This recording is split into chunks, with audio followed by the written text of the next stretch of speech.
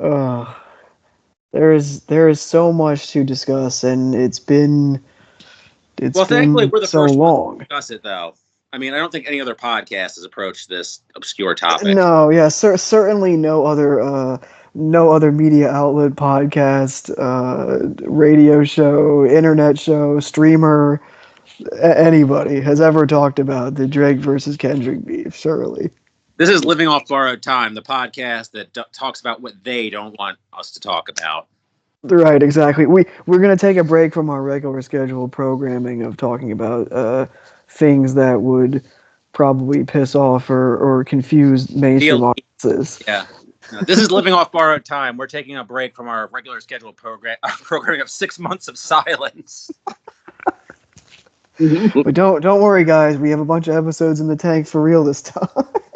Living off borrowed time, the clock ticks faster. Living off borrowed time, the clock ticks faster. Living off borrowed time, the clock ticks faster. Living off borrowed time, the clock tick faster. Living off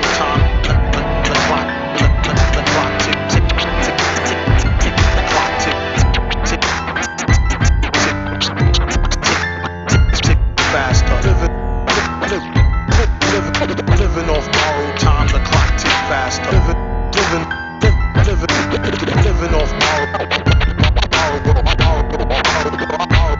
Living off borrowed time, the clock ticks faster. Living off borrowed time, the clock ticks faster. Living off borrowed time, the clock ticks faster.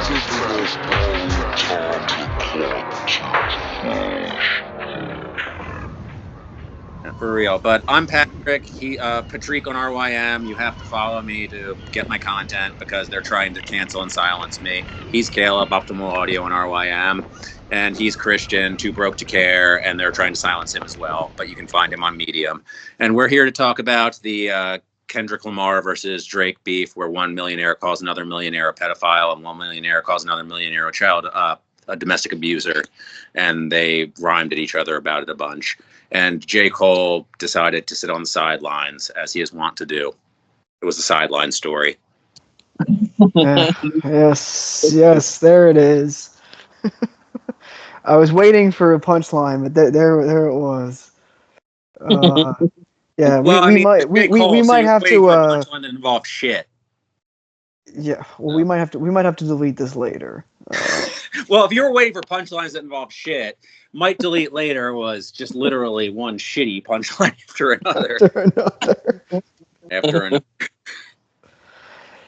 There is so much, and I'm glad that Christian, we have you on for this because we've all talked off air about this and how, and you expressed a lot of thoughts, and there's just so many avenues we could take this discussion, and I'm really glad that even though this is the first official 2024 podcast that we're doing, it is kind of a significant one because it feels like we're talking about an event and a news cycle that was over a decade in the making at this point, for sure, and has been, Patrick and I talked about last year. We lamented the discourse regarding the quote unquote stagnation or death of hip hop, all that bullshit.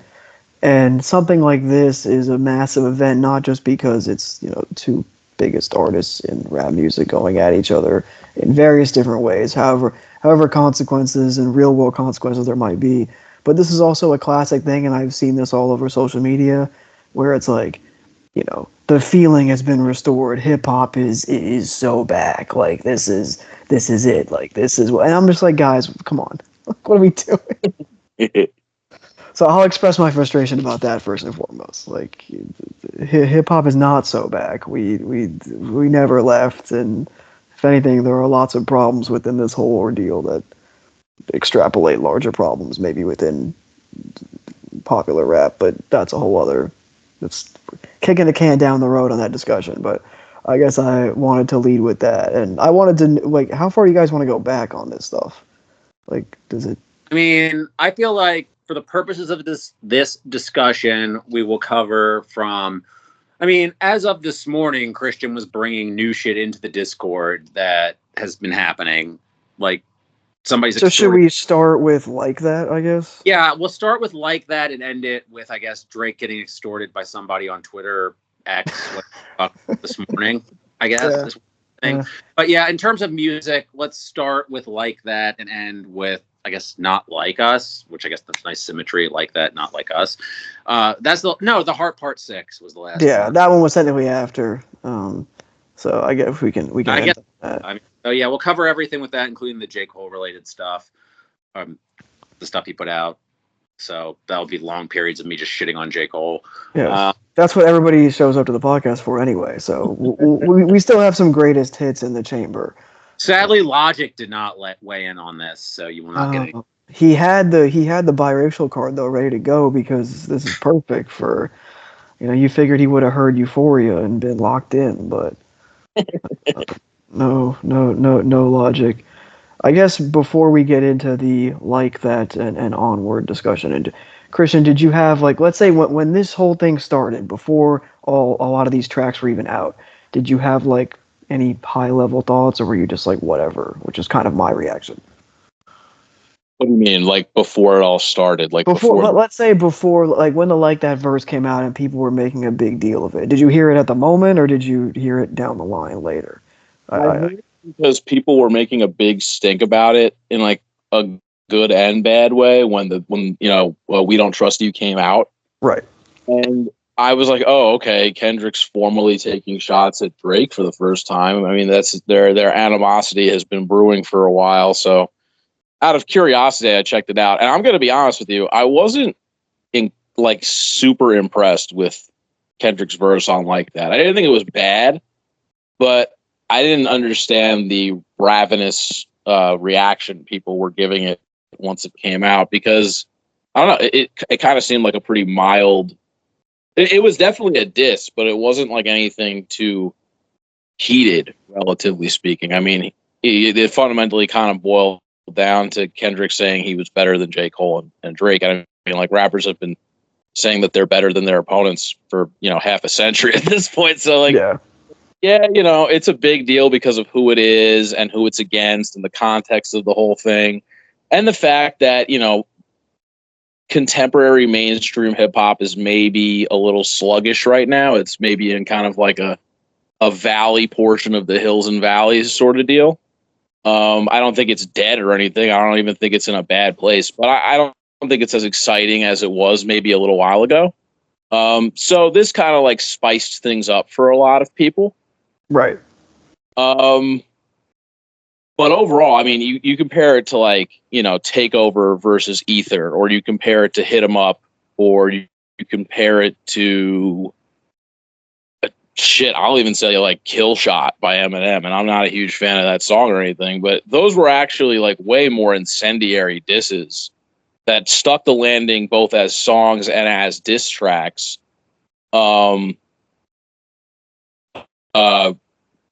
As opposed to Kendrick's verse, which I thought was good, but it was just kind of mild. And it's crazy to see how things have blown up from that moment, because I didn't expect things to go that far.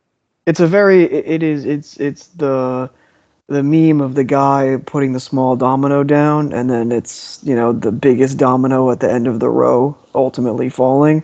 That like meme format has been around for a while, but I probably did a bad job of describing it. But anyhow, I agree that it was kind of like benign in a way, but I think what made it work a lot is it was also in the context of a really good song and a really good a really good prestige rap album, which I've been thinking about a while, how this whole thing between these two and how a lot of the industry is involved or whatever kind of is like, to me, almost like the death knell of 2010's prestige rap, like these two massive titans like crashing out in incendiary fashion.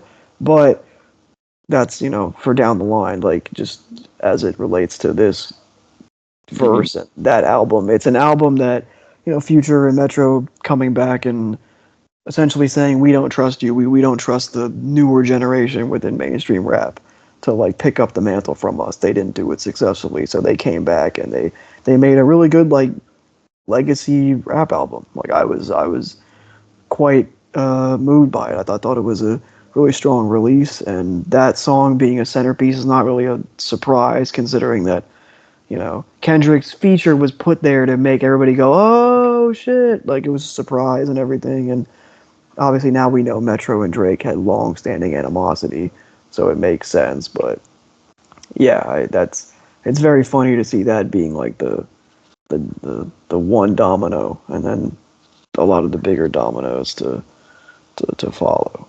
Patrick, did you listen to We Don't Trust You, like the full album? I listened to this way later after the fact, actually, because I've been putting off the Metro and Future. And now I'm not going to, because the two songs I listened to for the benefit of this podcast, this one and one we'll get to later, made me really appreciate Future and Metro's chemistry. I love what Future and Metro did on both these songs. Less so the guests. But I like Kendrick on this. He's fine. If I heard this at the time, I'm like Christian. I'm like, this is kind of mild. It's cool in terms of just like throwing a shot across the bow, I guess. But it's nothing like those songs again. Like even Kill Shot, like that's. But the thing is, those songs all had real personal beef behind them. Whereas again, this feels like sport. And there's something that Kendrick says in a later song where it's like, this was supposed to be competition, but you mentioned my family. Where I feel like, and this is, I had a conversation. I think I was talking to Caleb about this off air about my wife, where I was trying to explain what this episode was going to be about. Where she was like, "Well, was there ever a discussion amongst you and your friends whether or not this was just like for publicity?" And I'm like, Kendrick said, like, this was supposed to be about competition. You mentioned my family. And this song kind of feels like starting it off a little bit like a pro wrestling work. And then Drake got over his head. So, yeah, this is like the beginning moments of a pro wrestling match where you're kind of just doing like spots to engage the crowd. And then Drake does something where he, I guess, I'm trying to think of the pro wrestling terminology for it. Like, honestly, it's escaping me. But yeah, he basically makes it so it turns a work into a shoot. But yeah, this seems mild. And if I heard it at the time, I wouldn't think too much of it. And that's why for a long time, until I heard like even Euphoria, didn't make me think that this was going to get really serious. It was Meet the Grams that made me think, okay, things have gotten quote unquote personal. Yeah. It was.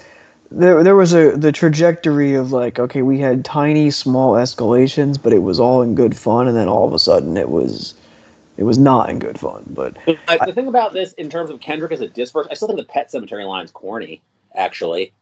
Like as a ending line, like yeah, it's very obvious. Yeah, like I would not be that. I'm not that impressed with this overall in terms of like. The song is good because of push-ups. I actually think push-ups wins. If that's like the beginning round, like if you're scoring this on points, like if I'm like the Letterman score in a boxing match, push-ups wins. I agree. Yeah, I thought for a moment in time, like right after like that when push-ups came out, that Drake was up.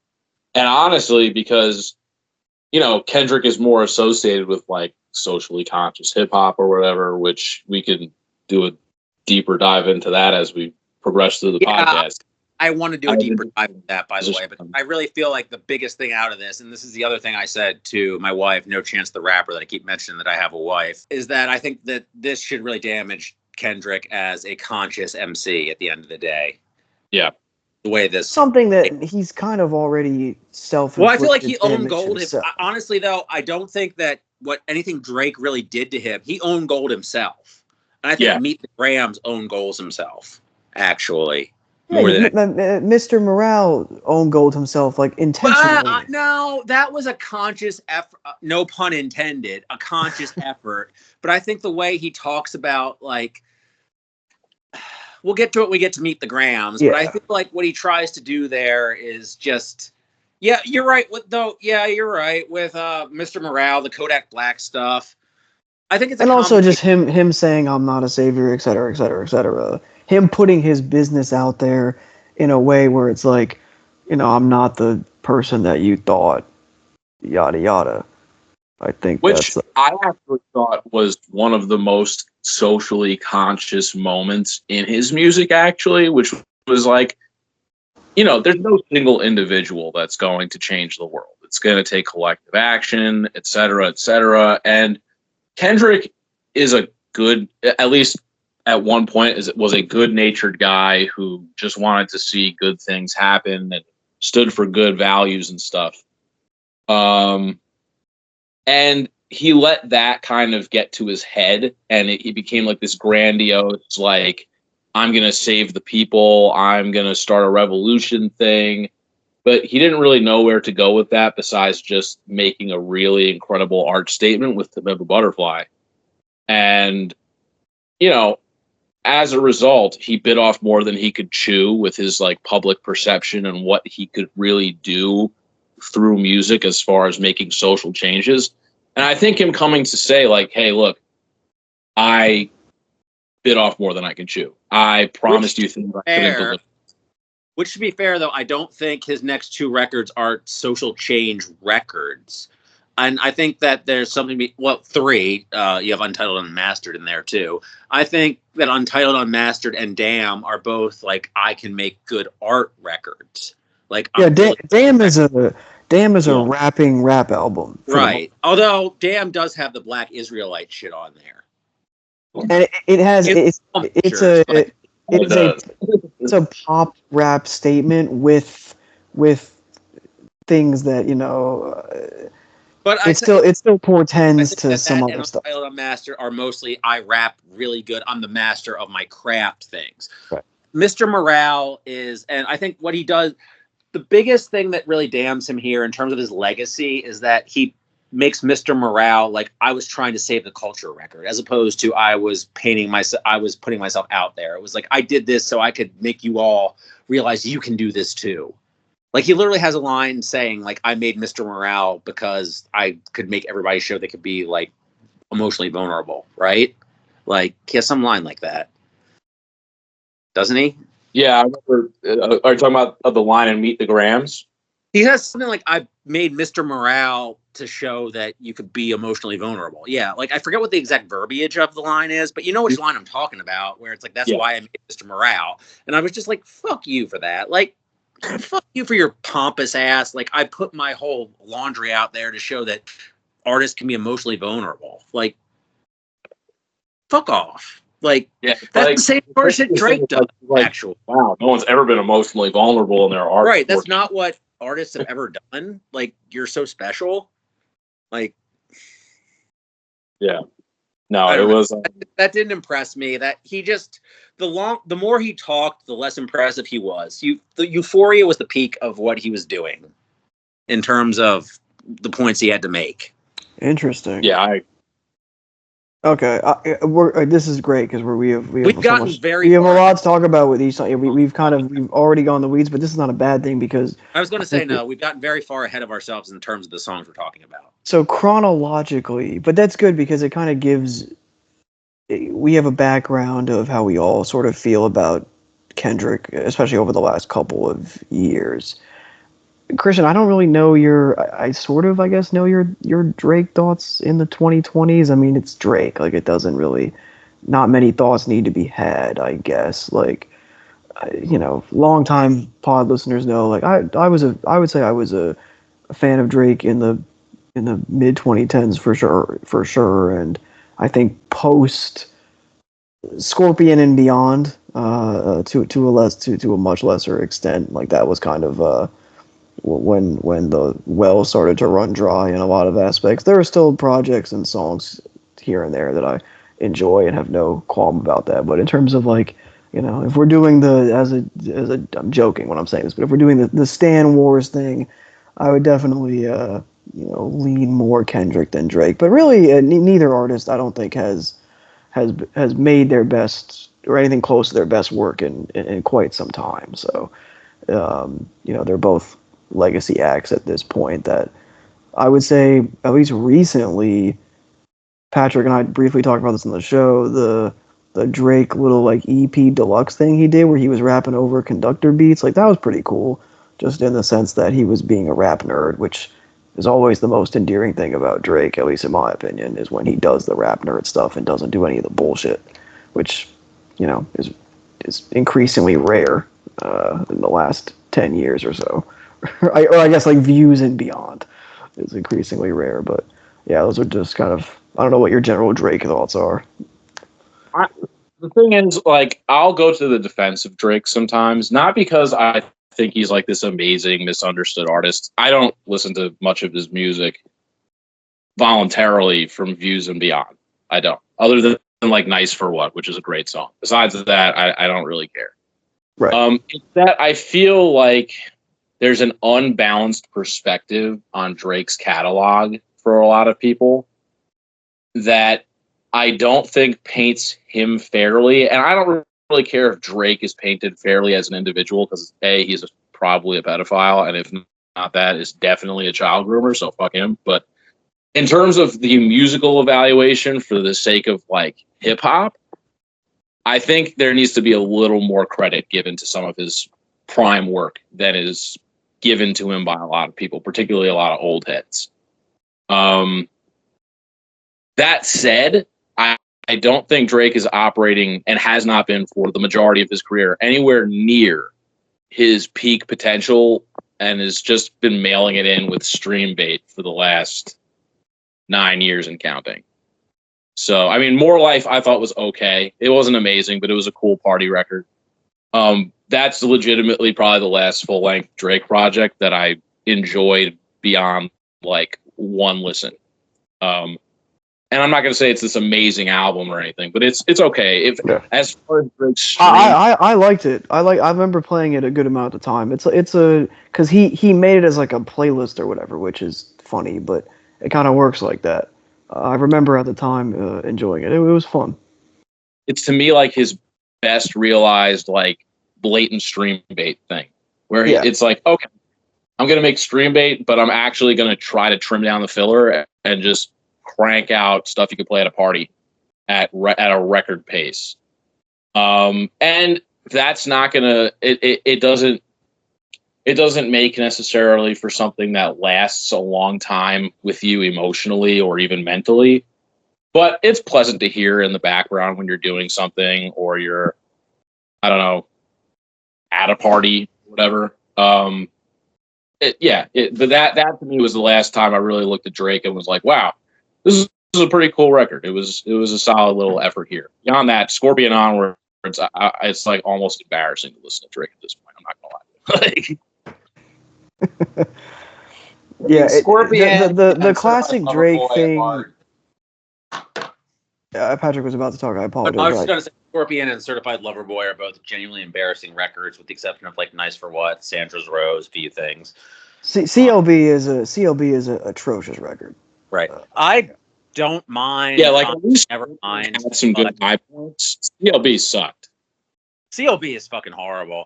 The Savage record I think has some good moments on his end, Savage 21's end, but I feel like that's been completely. We'll get to it, but I think Kendrick just makes it so you can never listen to that again because yeah.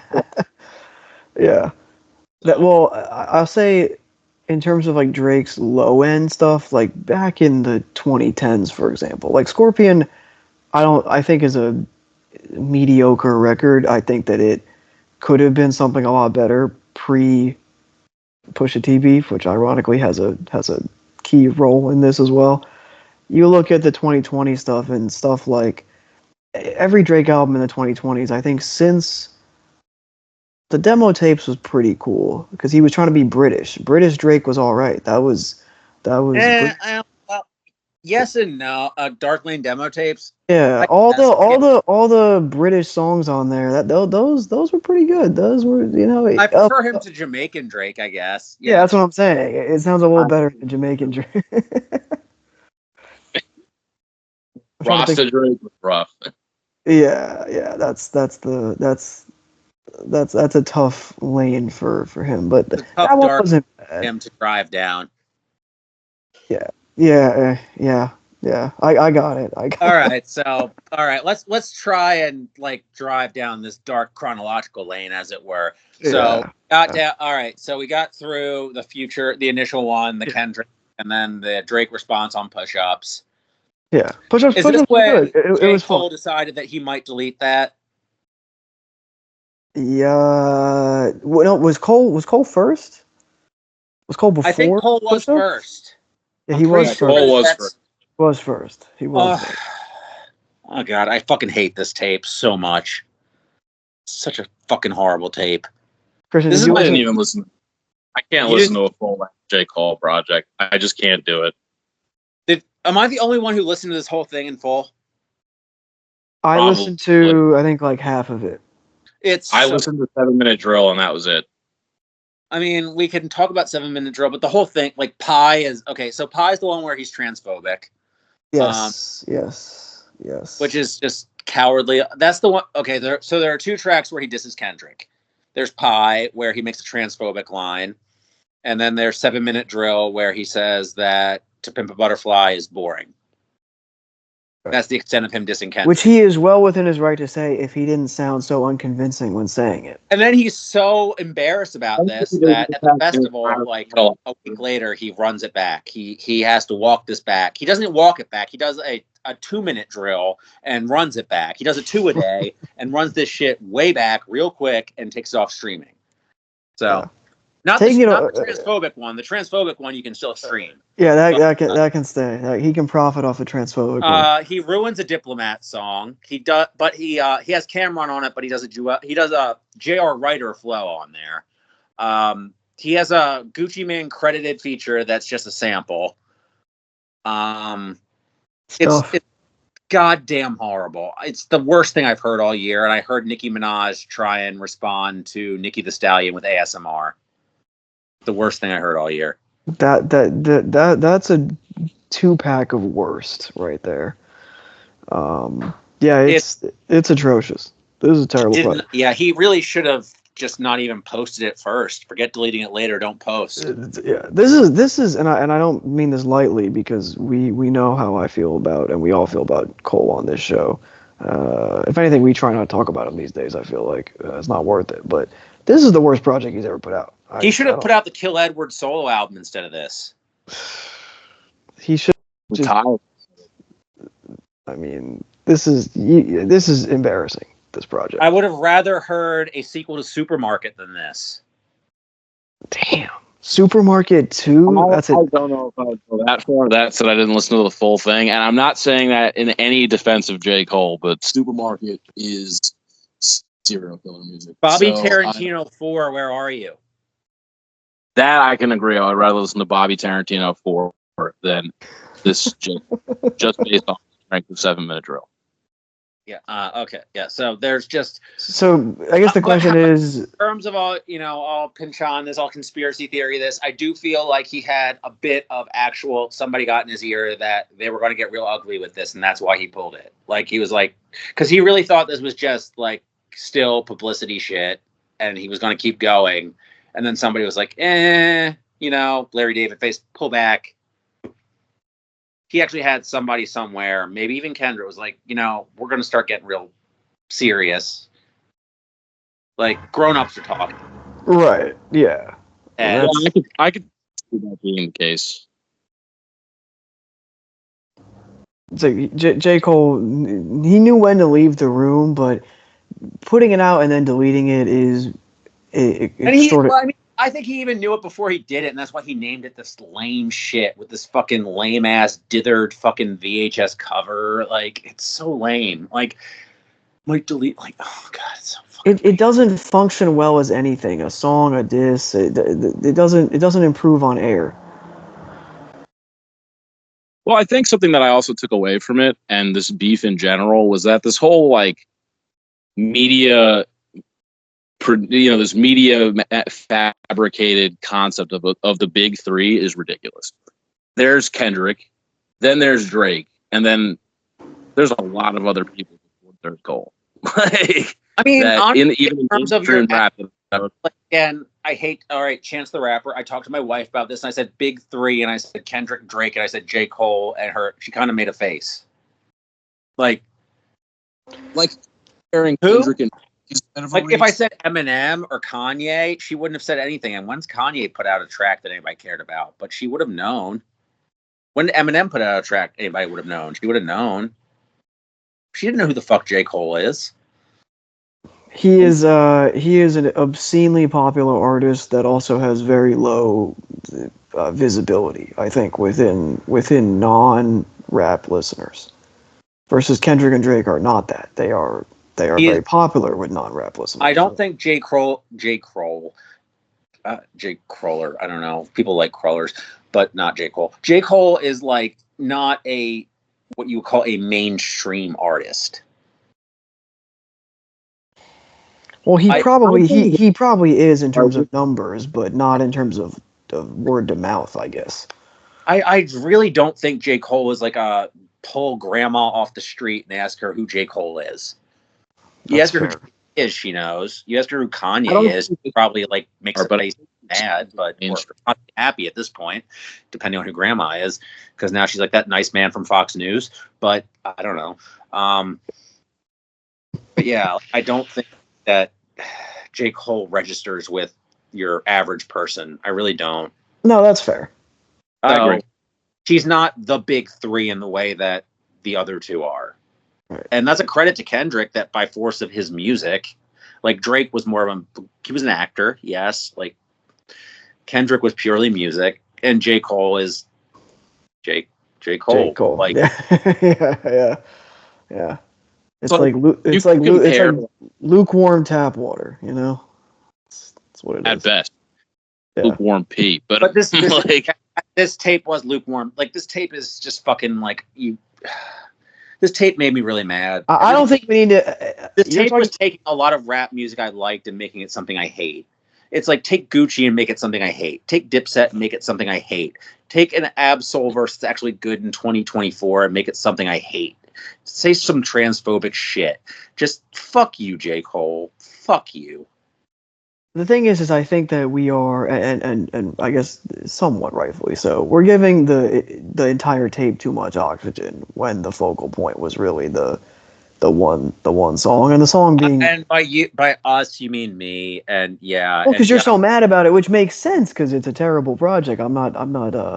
Correct. Yeah. Correct. And yeah, and the one track that was the point is already gone, and you literally can't listen to it unless you. He deleted it later. He did the thing. So yeah. So let's move on. What's the next thing in the chronology? I guess it would be Push Us. We kind of alluded to it. I thought it was a fun. It was a fun, effective diss, and this is actually okay. So I was kind of thinking about this when I was listening to it. Drake has he has so many disses in his catalog because people are always dissing him. He has very few actually good ones. This is one of the good ones. Like, I think that, like, overall, he hits a bunch of targets. I think that you can't actually, in the same way you can't really hit Drake for having ghostwritten verses in 2024, you can't really hit Rick Ross for being a cop in 2024. No. Yeah. You can't do that. This is of course Rick Ross, whose role in this entire thing is to be a WWE-esque hype man. He's a manager. Yeah.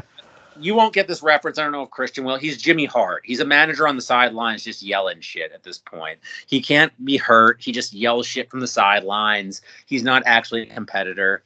But yeah. And he's great at it, by the way. We're not going to cover this, but he has one song where most of it is him just at the end being, I won't even give the dignity of saying Diddy at this point. He's Freaky Zeke at the end, yelling like 2 minutes, calling like Dr. Miami and all this shit. It's great. It's called like Champagne something, like Champagne Moments, I believe, is the... Yeah, and like the lines are fine. It's like the most generic Rick Ross song you can remember, but the ad-libs are great. So right. But yeah, like as far as Drake disses go, this song is actually very, like, I think it's effective. Like, he hits Future, he hits Rick Ross, and he does hit Kendrick on all the points that he would later, like, belabor, except for the DV stuff.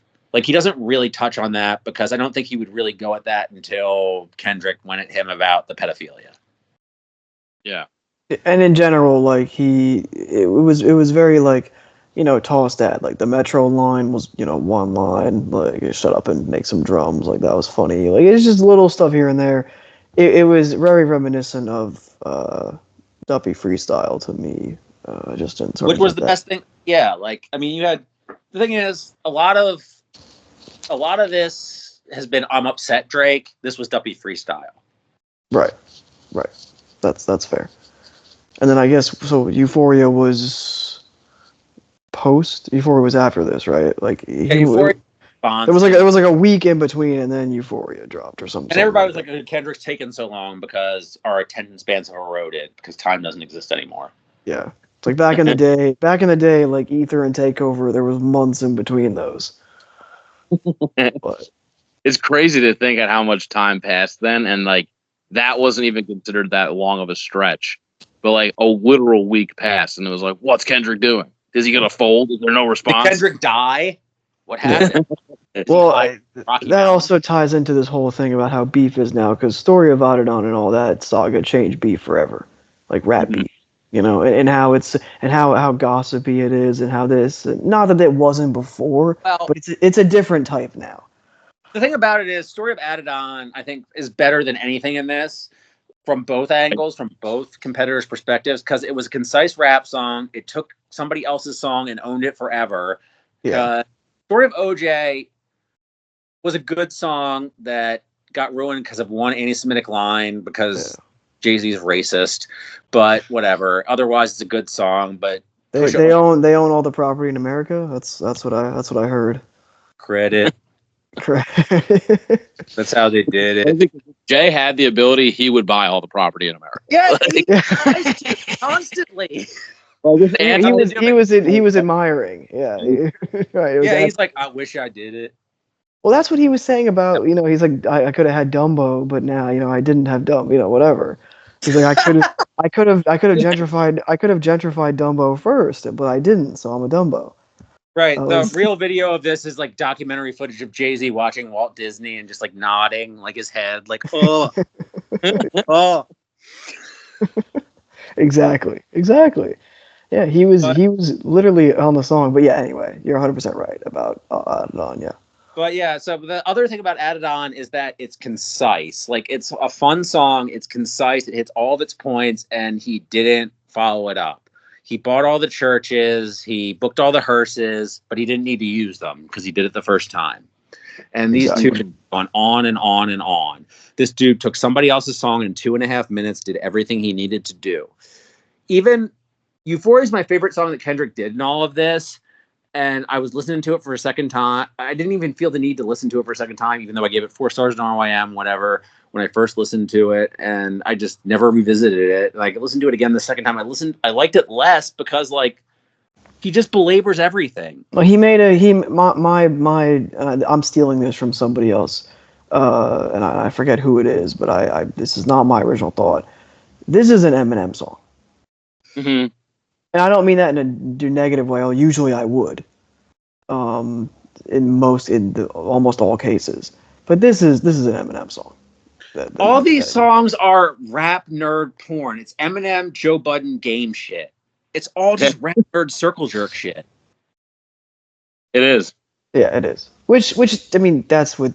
I mean, they're all better at it than all these guys, except maybe in his prime. But yeah, like what Kendrick's doing is just game shit. It's just like fucking studying their quotes and throwing it back a bunch of songs at them. And then, yeah, it's none of these are half as good as T-shirt and buttons.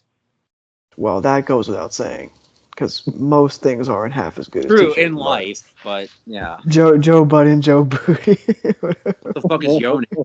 Like, I mean, I really wish. I mean, I don't think the Bass God would copyright strike us, but I know the algorithms. What I would say that the end credits for this should be, all respect to Cancake, they should be T-shirt and buttons, but you know we can't do that. So. I mean, one of the all time disses for sure. And Chief Keef War, by the way, which obviously, yeah. I mean, stick around. We might talk about Keef. Might talk about that at some point, but I'm gonna be real. Yeah. I think the best diss in this whole thing was BBL Drizzy by Metro Boomin. I'm dead serious. 100%. Well, the best diss over this is Neff over BBL Drizzy. I have to hear that. Oh, I walk around and I'm just like, BBL Drizzy. Like, it's so catchy. I mean, yeah, you have to hear Neff over it, Christian, because he says like all the things we're thinking about, like everything, just in general. As Neff normally does. Yeah, definitely worth listening to. And nice to hear nice to hear Neff spaz on a song when he he's doesn't even more. like. By the way, you'll hear about 5 or 6 times how he doesn't even like the beat, which is wrong, but whatever. Like it's good. But he doesn't like that beat, and then eventually he just leaves because he doesn't like the beat. Yeah. Shout out to Neff though, definitely. Yeah, always. Yeah. But moment here, just to say that it's a certified RYM moment that Meet the Grams has become the highest rated single of all time. We'll get to that. No. I will bring the hate later on that. Okay. But you're 100% correct. I guess. Do you have any Euphoria thoughts, Christian? I don't know your thoughts on Euphoria. It was good. It was a really good diss track. No, it's good though. Yeah, but yeah.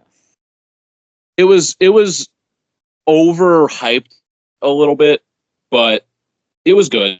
I enjoyed it. I thought it was a great rebuttal because I thought Push Ups was a really good hit punch back by Drake. And yeah, I thought Kendrick really. I didn't think it was a sweep after that song. I think Drake was still in the ring after that song. But it was definitely like the fight was not over. Drake was going to have to keep fighting at that point because that was a good enough diss where he wasn't going to be able to just back out. Yeah, and the good thing about Kendrick on it is he's funny. The whole bit where he takes down the accent and he does like like all that stuff, like that's funny. Like that's he's poking fun and he's doing it. He's goading Drake. He's being obnoxious in a sense, and that's what rap beef I think is for in a way. About 2 minutes too long, I would say. 100%. Every part of it has a reason to exist. It's 3 parts. Every part has a reason to exist. I don't mind that none of the beats are quote unquote bad because none of the beats are so distractingly bad. Like they're all sufficient. Like I would say that every beat, including Not Like Us, when we get to it, it grew on me. Like I see, like I remember Caleb, you were saying at first we had the same thoughts on Not Like Us, and again, we always get ahead of ourselves in this episode, I guess, is like that it was just like the most generic mustard beat ever, which I think there's a reason for that, and it's catchy. And this one, I feel like he just needed something to hang his bars on. Yeah, I think I think of all of the Kendrick to Drake disses, like the Kendrick songs, the beats on this are the most boilerplate for sure. Yeah, I agree with that. It didn't really. Because when the beat switches, I'm like, is this just like a mid Baby Keem song? Which is most Baby Keem songs, but that's a different story. I was gonna say, yeah. Is this just like a it was like somebody took the Family Ties beat and made it worse. I'm like, okay, so is this just the worst version of that? Like when he's like, time to get angry, time to spaz. I'm like, okay, this beat is not really doing you justice, Kendrick. But it was funny to hear him just, I really like when he ratchets it up in the latter part of the song. Like, I hate the way that you walk, talk, dress, yada yada. I'm like, oh yeah, he's okay. That is literally one of the very few things I got that was a positive value from looking at the YouTube comments was from his DMX, or maybe that was from the Discord. I don't remember. From when DMX talked about Drake. Yes. Yeah, the video of DMX talking about Drake is very funny, by the way. Yeah, I mean, yes. DMX is several times. You can find many videos of DMX giving his opinions on Drake. They're all very funny. But one of the things that I thought was that a lot of this is like kind of Kendrick doing like Lupe style, trying to be clever dissing and coming across like more Joe Budden style dissing. Interesting. And the only time Lupe ever directly dissed somebody was Royce, and that was very good. But no one cared because it was Lupe dissing Royce, and no one cares about either of them. Right. Good if a tree falls in the forest, right. etc.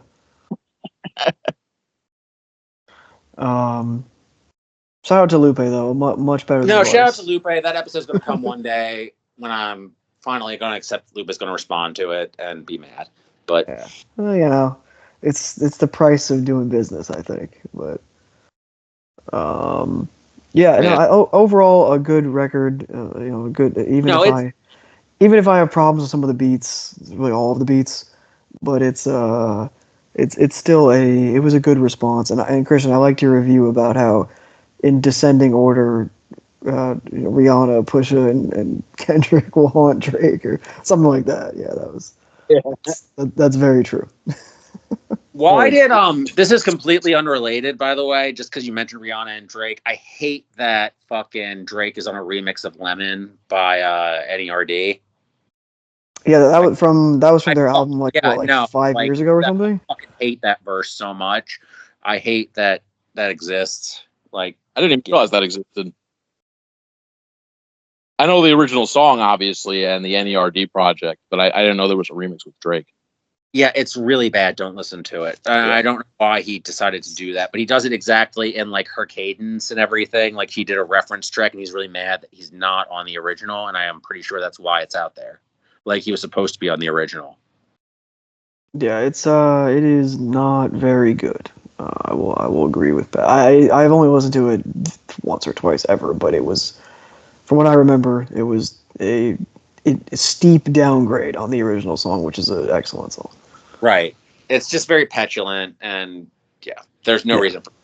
So in classic Drake fashion in that regard, but yeah. So speaking after of you, petulant, are we getting to Family Matters yet? Or no, 616, right? 66 is it 616 then Family Matters? it was 616, yes. I did not listen to 616 actually. Really? No. Wow. Didn't leave much of an impression on me, dare I say. I didn't think it was bad by any means. I think for me, honestly, like I liked Euphoria. It did its job in the sense that it was a competent rebuttal by Kendrick that upped the stakes and forced Drake to stay in the fight. But it wasn't a song I would ever go back and listen to. And I don't think the rapping, divorced from the context of what he's talking about in the moment that he's talking about it, was honestly that impressive. I don't think it was bad by any extent of the imagination, but I thought it was a little stiff with the flow sometimes, and he was going a very long-winded route trying to explain his points sometimes, where it was like, dude, this is a rap beef. Like every bar's just got to be like a sucker punch. Like, come on, dude. Like, what's going on here? I would agree with that. I agree with that, and I feel that way about pretty much everything in this in terms of, again, like T-shirt and buttons right there. Like I would listen to that anytime because I think it's fucking funny.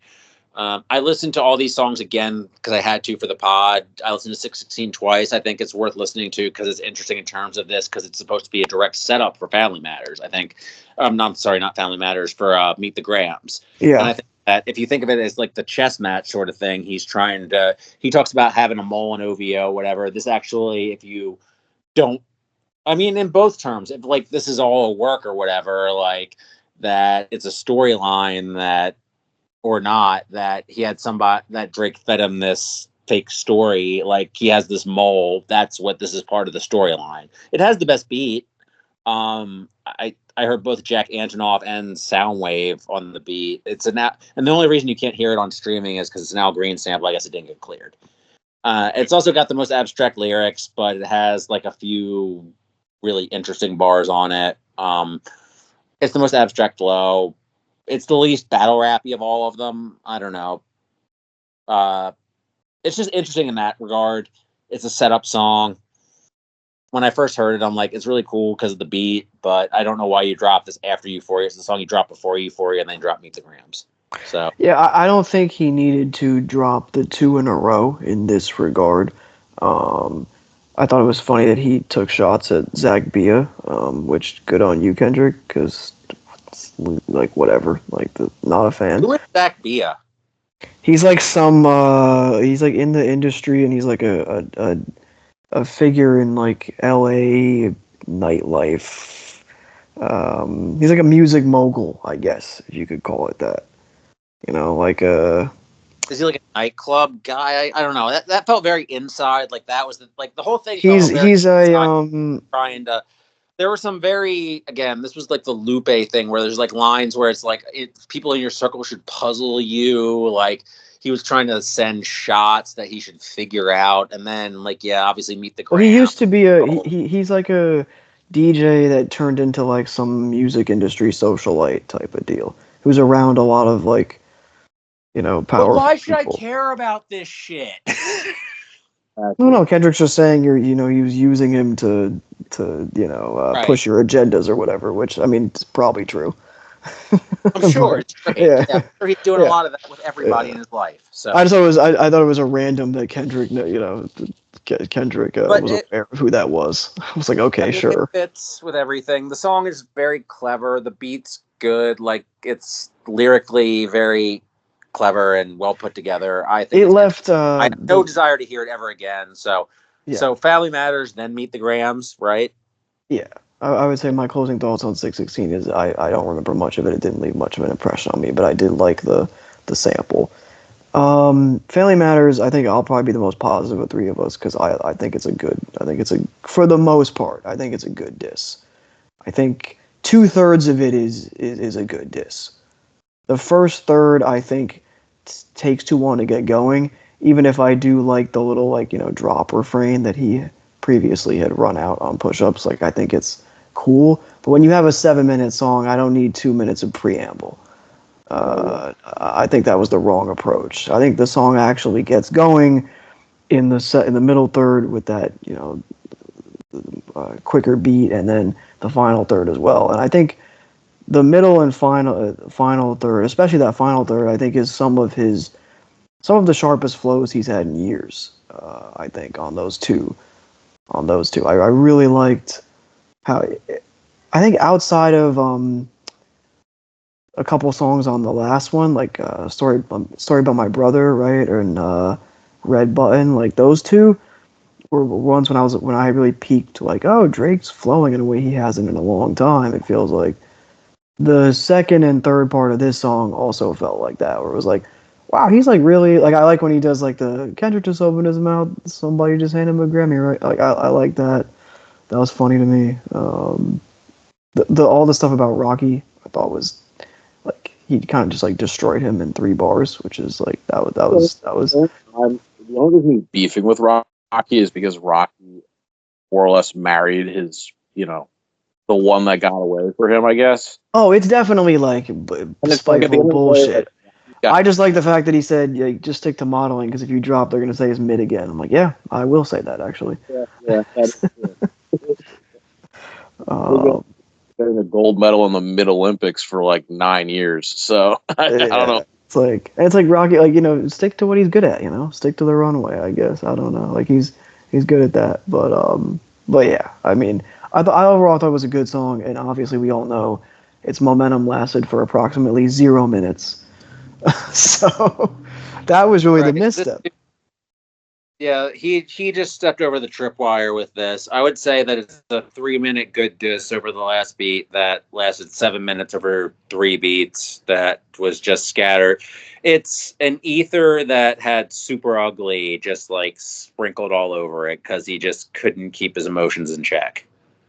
Well, he made the mistake, I think, of if he wanted to go at everybody, make push-ups like a minute longer then. Like, don't do it on this one again, because like half of the middle portion, even though I like the rhyming and I like his flow on it, and it's kind of kiss off. So I understand, like I like the dismissive nature of it, but he spends 3 minutes. Yeah, okay, I have to go at Weekend. I have to go at Weekend's manager. I have to go at Metro. I have to. It's like I get it. It's a quote unquote 20v1, which was what OVO marketing was presenting this beef as.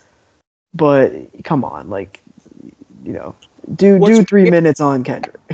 What's weird is that it's both very focused in terms of the way he like performs and very unfocused in terms of the content that he's spitting. Like Kendrick had 19 minutes worth of content. Drake did too, but Drake put it in a 7-minute song. Right. Yeah. Right. Exactly. That's a good way of framing it. Like, and I wrote about it a little bit in my review of the song, was that it seemed like, and this is again something you could only see in hindsight because of Kendrick's response to it. I would say that I think like basically Drake took the bait that Kendrick set out, which Kendrick made it a little more personal on Euphoria, but I wouldn't say it was anything damning. I wouldn't say it was anything that would have ended the beef for Drake. I think what Drake could have done was point out the flaws in Kendrick's argument rather than just trying to dismiss him outright through like very shallow avenues of like, oh, I sell more records than you. Oh, the Grammys, shower you with praise all the time, and it's kind of over the top with that. Like, instead of just like feeding into like giving more legitimacy to the things Kendrick was saying than maybe was necessary, and pointing out like, oh, you're going to talk about that I'm too light skinned for rap or to say the N word or something, but you're the same guy that made the song Complexion, where you're saying every shade of black is still black. So how can you say that and then diss me for being light skinned? What are you? And especially when he was talking about Kendrick being a fake activist, which he is, it's like you could have easily combined those two thoughts together, but it really wasn't like, I don't think he was thinking at that level. I think he just wanted to emotionally like scorn Kendrick. And I think Kendrick wanted him to do that because Kendrick had a bombshell on him waiting in the chamber and didn't want to unnecessarily take it to that level without, I guess, having his hand forced in that direction, but wanted to direct the beef in that direction to ultimately one up Drake. And he did on Meet the Grams and Not Like Us. He wanted the provocation. And that to me is like the underwhelming part of Family Matters. It's a good diss by itself, and I will say, other than Metro, everybody else he was dissing on there lost to him, and everybody else Drake was beefing with in this beef besides Metro. You think Ross didn't lose? Rick Ross didn't lose because you can't. He just said Rick Ross was a cop, and no one cares. That's it. Yeah, I don't think Ross lost. I don't think Ross is number one in I think ironically Future and Metro are 1 and 2 in the beef because even on the song Drake was like Future shit like made me sick and then he just never said anything else about it. Like he couldn't even diss him because he likes him too much. Honestly, I think that I don't even consider it a diss against Future because he stepped so lightly in that regard. Probably because Future is so well connected in Atlanta, and Drake rather really relies on Atlanta for his. Yeah, he seemed actually upset about it. Like he's like Pluto shit made me sick to my stomach. We never been through it, and then that was it. He was like, oh, Metro probably planted some shit. Essentially, is what he was insinuated. Yeah, I don't think that, honestly, Future, Metro, or Ross were all hurt by that. Honestly, yeah, like by mentioning them, like Drake, I won't say lost, but that lessened the song as a whole. He should have just focused on Kendrick overall. Like the song was weaker by spraying at targets that he might have had personal beef with, that he had nothing more to say about. And he should have just focused on what he had to say about Kendrick, because honestly, he didn't even have that much to say about Kendrick one way or another. He should have just focused his argument better. And I think Drake might have let it get to his head because he was like, okay, the court of public opinion right now is actually pretty in my favor, at least much more so than I thought it was going to be prior to Meet the Grams. So he was like, oh, I can take all these guys on, come out on top, and then maybe I can, supplant Kendrick as the best contemporary rapper in the game. And he didn't, because he just bit off way more than he could chew. But I think, I was just like Patrick said, and like we've all been saying, it was a well-constructed diss, but it was the tactical deployment of it. And I sound like this is like I sound like Jocko Willink right now, but like the tactical deployment of it was like really bad. He took on way more than he should have. He didn't focus on the main target, which was Kendrick. And he unnecessarily got way too emotional in the song. Who could have seen that coming? Well, like that's he didn't catch a body like that. He lost at his own game. Yeah, 100%. Was that a Challengers reference? It was not. It was not. But shout out to Challengers. But yeah, I don't know. I mean, again, I feel like it's weird because this whole thing has made me lose respect for Kendrick and both gain and lose respect for Drake in terms of the way this has gone. Because like I heard push-ups and some of Family Matters is like, okay, Drake can still do this, and then it's just you hear the Heart Part 6, which we'll get to, and it's just like, fuck you. You suck. Yep. So yeah. I guess this is I have the same opinion of Jake Paul throughout this whole thing, though. Can we also point out real quick too, like a weakness in Euphoria, which Drake should have capitalized on in Family Matters, but probably didn't have, I guess, the chops to do it in whatever capacity. Kendrick and look, it's a rap beef. I'm not expecting political correctness. I'm not expecting nuance. It's low blows. It's who can be the bigger asshole to the other person, etc. I get it. It's cool. That's fine. But Kendrick disses Drake on the grounds that he says Drake is misogynistic.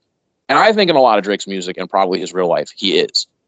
Nevertheless, it's like, how do you diss somebody for being misogynistic and then call all the women that have ever slept with him bitches who aren't real women because they slept with him? Like, that's such a ridiculous, like, that, like, it's just like, it's so contradictory. And I'm like, dude, like, you could have easily exploited that angle right there. Like, I don't. It's because Drake doesn't care. And like, again, like, I don't care principally about like one or the other dissing each other for being misogynistic in a fucking rap beef. Like, I'm not in like Oberlin College. Like, we're talking about a rap beef. Right. But it's like, if you're gonna bring it up, at least be consistent, because it's like it's like in Hit 'Em Up, where like one of Tupac's outlaws weed rollers was like talking about Biggie, and he's like, "What the fuck is you stupid?" I'm like, look, dude, I'm just gonna be real with you. Like, if you're gonna make fun of somebody for being stupid, you should probably say it with correct grammar. Like, I don't want to be that guy, but what the fuck is you stupid is like oxymoronic. You know what I mean? Like, that doesn't. He was from NEW Jurors, where plenty murders occurs. Also, I want Megan Thee Stallion to diss both these dudes over the violent crimes beat. Yeah, that would be hilarious. And she'd win. I think presently Megan would win that. I think she could beat both of them. I'm not even kidding. Oh yeah. I mean, yeah, I said that because she's a better rapper than both of them. So, as presently constituted, I would concur. Because this is a better diss track than any of these. Yeah. So I guess, well, okay, I'm going to paint a backstory just for context. So when Family Matters came out, this is like a week ago, I was sound asleep, which is rare. It wasn't that late, but I was asleep because I was going on a long, like, marathon hike the next day, and it was starting early in the morning. So that came out, and then Meet the Grams comes out, whatever, 20, 30 minutes later, whatever the case may be. I wake up, and my friend texts me. He's like, the one night you go to bed early, like, all hell breaks loose on the internet. I'm like, what the fuck happened? But then I put my phone away. I go on this thing. I'm not looking at technology, so I'm away from everything that happened. I become aware that via the server that something happened in the Kendrick Drake thing. I'm like, okay, both of these artists. There's two songs, like, okay. And then the whatever thing ends, it's nighttime, and another song comes out. I'm like, okay, I have 3 songs to listen to. So, and I already had I was starting to become a little annoyed with how it was taking all the oxygen out of the room in like hip hop conversations. But I'm like, I heard this Kendrick shit was pretty scathing, so I'll listen to it. I'm sure it's good, like, whatever, right? And I put Meet the Grams on, and I was like, I didn't realize I needed to be like, depressed is the wrong word, but like disheartened in this exact moment. I had just like accomplished like a physical feat, and then I just put on like the most soul-crushing song like to listen to. It was a very bizarre experience listening to Meet the Grams the first time. You're just like when I heard him say like you deserve to die, like that, I'm like, holy shit, dude. That's pretty. Okay, It was the a weird lot. thing about this song is that the first time I heard it, I felt that way. The second time I heard it today, it felt maybe it's because of the stuff we're going to discuss later, where it's like the personal revelation maybe isn't a personal relation, which at first I thought wasn't so much of a like a damning thing that deflated the song or whatever. The second time I heard it, it didn't feel so much like a gut punch. The first time, yes, I agree. The second time, it didn't feel so dark. It still feels dark, but not as dark. Also, it's not the best single of all time. Yes, I think we can It start is not by the saying single best song that has Don't ever been say. released as a single. that is It's not better than like Somebody You Used to Know. It's not better than Paper Planes. It's not better than like, I don't know, Players anthem. International yeah, Players yes, Anthem. certainly not better than National Players Anthem. Yeah. That's the All the that songs I named for the 2000s, by the way. Like, I think we can probably reach back It's not further. better than Kid Cudi Pissy Pamper, dude. 100%. We can keep going. This Absolutely is gonna not. take us a You long named, like, time. a bunch of Cardi songs. It's not better than. Or the Magnolia. This is a my, Not my better hate, than Location. Definitely not It's better not better than than Miss the Yeah. Rage. definitely 100%. It's not better than a fucking Trippie Red song. That's embarrassing. My hate for Not better this than a whole Trippie Red song, Kendrick Lamar.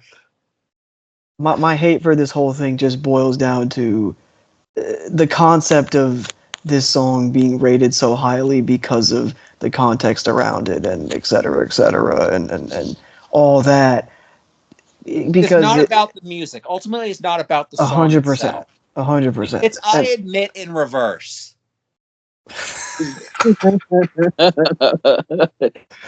I admit in reverse is hilarious. That's amazing. Wow, that's I didn't think of it that way. It is though. Like, That is funny. I will say I really like the I like when he says you raised a terrible person. The nerve of you, Dennis. I did like that. I did like that. I think it's effective. I think it's obviously good. It murdered him in public opinion. Like it did. It had the desired effect of its biggest strength is coming out 5 minutes after the other one came out. Like and it takes the added on thing and was like, okay, so what if I take this to like the logical extreme? mhm. You know? And it's a Kendrick it's a Kendrick creative writing exercise that he'll do on an album, but in diss song form. Yeah. You know? Like that could have been on, I don't know. That could have been on Damn or something, you know, or it could have been on a darker song on Section 80 or something, you know, or Good Kid, like the title track Good Kid. I feel like it could have been Except it's something apparently going to ruin some child's life, which is kind of fucked up. Yeah. It's very bold also to do a whole verse and be like here two verses actually because allegedly he has multiple kids. 2 verses and be like, you know, listen to this when you're older, like, you know. But he's also insinuating like it's interesting. He says he's like the only rapper that can help them because the rest of the industry is not Yeah, is that you? not to look toward. Interesting. Yeah. Saying it's anyway. He says a lot of stuff on here. I listened to it again before we came on. I don't want to miss anything, but I found the perspectives to be very, very interesting. It obviously is a little holier than thou. It's very disrespectful, but that it should be. Yeah. But I don't know. I think it's if I had to rank it in the lineage, I'd probably rank it second just because of how everything shook out. But if someone was like, "Oh, I'm ranking it fifth or whatever," I wouldn't object to that. Like I could see why. There's no reason to listen to this. But I think it is still like ruthless for the most part and gets the job done. Even if I think the daughter thing is the least interesting part of all of it. I agree. Yeah. It's like the daughter reveal, I guess, because it's just like we're all kind of collectively numb to it because like we already know he hides kids. It's like, oh, he hit another one. Like, yeah, I guess. Like first of all, let's prove that, and secondly, like, even if it's true, like, that's kind of like another day in the office for Drake. Like, that's just what he does. Like, as unfortunate as that is, yeah, of course. But yeah, Meet the Grams. It was a really good diss track. It did exactly what it had to do. It was vicious lyrically. It was brilliant. It was a brilliant song. I can see why somebody would hold it in extremely high regard. Like, if we're gonna translate this to like an RYM chart rating discussion, I can see why it might even attain the coveted 4.0 or higher score. The greatest song of all time, the greatest hit or single rather, the greatest hip hop single of all time, the greatest hip hop diss track of all time. Hell, fucking no. I'm sorry. Like, what that is just, what are we doing here? Like, come on. It's good. It's very good, but it's not that. The best part about it, and I think it was I'll let Patrick go in a second, but the best part about it, in my opinion, actually, the more on second listen, was the whole last 30 seconds, or the whole last minute when he was like, okay, Drake, so why should I believe you? Because you lied about A, B, C, D, E, and runs through the whole list. And then he's just like, he does the Pusha T shit at the beginning of the song. Pusha says, ghostwriting aside, drug dealing, let's talk about your pride. That set the tone for that song. Kendrick ends it with the, fuck this whole rap shit anyway. It's a battle with yourself. Yeah. That's the meat of the issue, and that's what he did that to me is a great way to like package it. So that is to me the most effective part. It's like when you listen to everything saying you lied about this. I'm like, well, yeah, Drake, we have it on record. Drake did lie about all these things. So it's also pointing out Drake's own hypocrisies to maybe folks that haven't been too familiar, or whatever. If that's even worth pointing out, who knows? Maybe a different conversation. But it's the airing the dirty laundry part. I care a little less about, obviously, besides some of the very serious allegations that we'll get to. But in terms of just on a pure song merit, the last verse I think is the best part of the song. I agree with Caleb on that. That's the none of the matter. That's the most salient part of it in terms of writing, and that's the most powerful delivery Kendrick has. That's still kind of calling back to somebody who delivered it more powerfully, more concisely, and a song that I want to hear more. But yeah, there's something to this, but there's something very self-satisfied about the way that he does this. And there's something about self-satisfied the way Pusha does it, but there's something so much more charismatic about the way Pusha does it versus Kendrick, who is just like, I don't know. It's so much less, again, we're still in the moment now, and I have a few years of hindsight on Added On that I could still revisit that, and I don't want to revisit this. This just feels uglier. I don't know why that feels less ugly to me at the time. Maybe it's because this feels like a rehash of that. I think it's because the allegations, which again, like, if it's true, it's important to shine a light on that, were a lot less brutal on Pusha's than on Kendrick's. Like, both allegations sucked, but like one of them wasn't so bad that I think Drake should go to jail immediately. You know what I mean? If it's true. Right. Like him being a deadbeat dad, it's like, okay, fuck you, but like, what can I do about that? But like, there's rehabilitation for being a deadbeat father. You can change, theoretically. You can become a better person, and we've joked on the show. Oh, Pusha really dissed Drake into becoming a better dad. That was like an internet joke for years. That we were like, oh, he became a better dad, and then, but did he though? It's like, or was that like, right. And Kendrick, and then Drake makes the, oh, you had like people out there say like having a publicity campaign to hide from this, like it's all just fucking marketing, right? Or is it? Like it's all just fucking millionaires with publicity campaigns.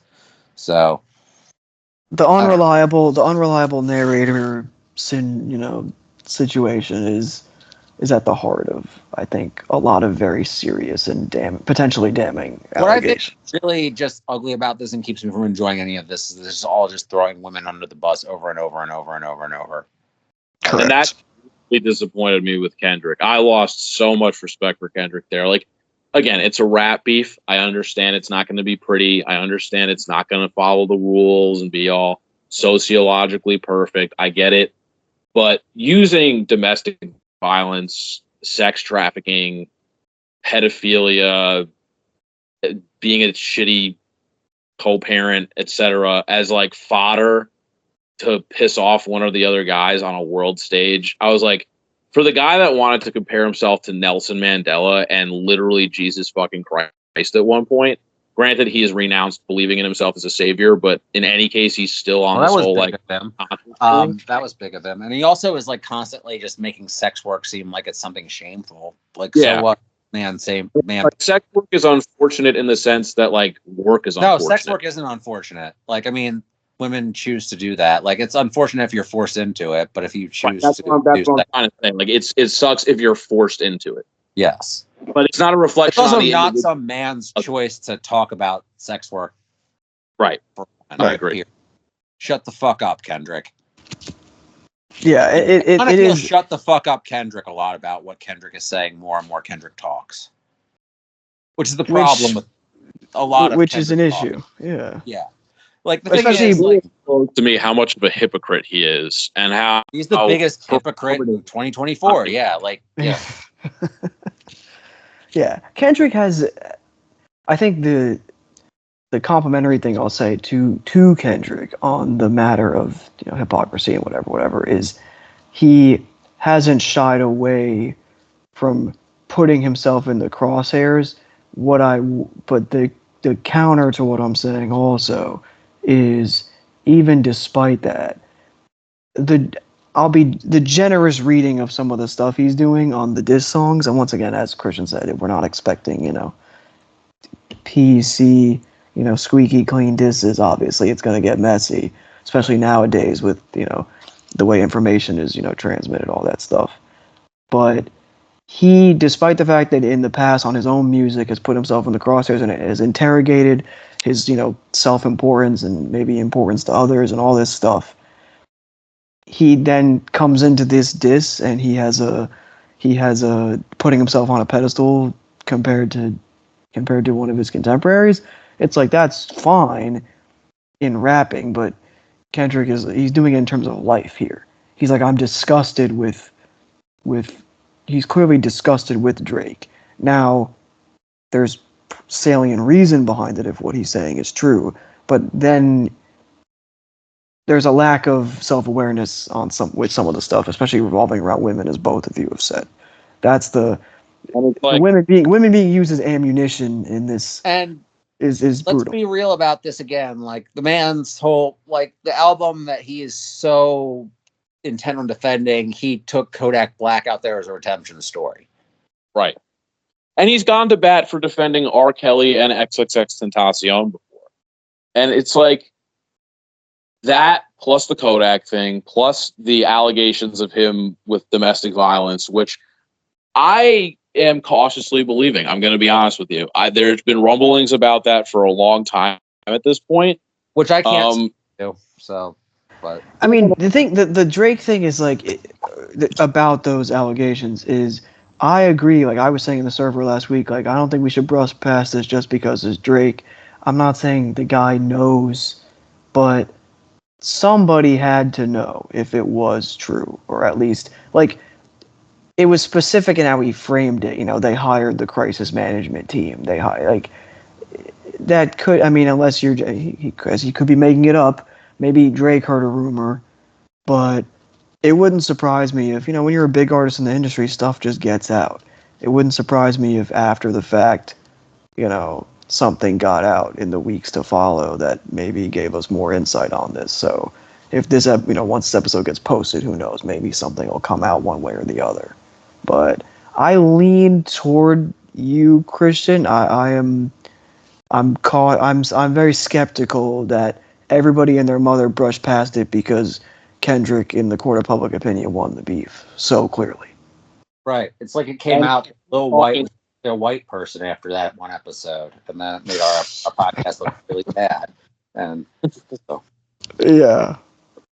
And it's like, it's one thing if it was some like petty shit like, oh, Kendrick cheated on Whitney. like even Kendrick said he did that, but like even if that was something new that Drake had brought to light in this instead of it being domestic violence, I'd be like, okay, yeah, I mean it's not a good thing to cheat, but it's not like a crime. It's just a shitty thing to do.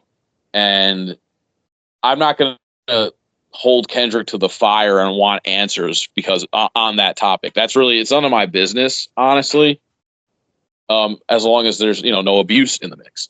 But you're talking, I mean, once it gets to domestic violence, I'm like, sure, we can declare a winner, whatever. But like, there's a domestic violence allegation on the table here right now. Like, that's not like, we can't just brush that aside. We can't pretend that didn't happen. We can't explain that one away. Like, there needs to be at least, I'm not saying that it's definitely true, but there needs to be someone or a concerted effort to like look into that more.